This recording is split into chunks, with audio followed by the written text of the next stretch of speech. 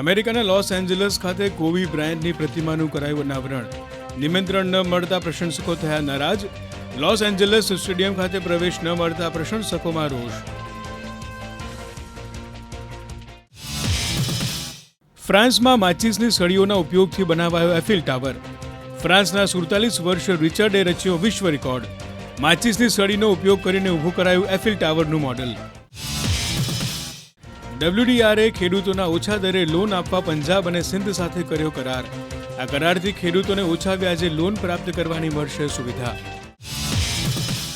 સરકારે ડિજિટલ છેતરપિંડીને નિયંત્રિત કરવા માટે 1.4 લાખ મોબાઈલ નંબરોને કર્યા બ્લોક. સત્તાવાર માહિતી અનુસાર આ મોબાઈલ નંબરો જોડાયેલા હતા એક છેતરપિંડી સાથે.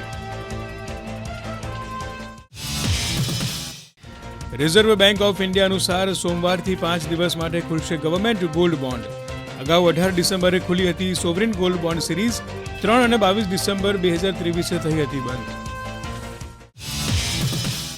છેલ્લા 5 વર્ષમાં કેન્દ્ર સરકારે શુગર મિલોને ₹15,948 કરોડની કરી સહાય. વિવિધ યોજનાઓ હેઠળ શુગર મિલોને આ સહાય કરી હોવાની સંસદ ગૃહમાં અપાઈ માહિતી. નવી દિલ્હીના પ્રગતિ મેદાનમાં આજથી 51મા વિશ્વ પુસ્તક મેળાની થઈ શરૂઆત.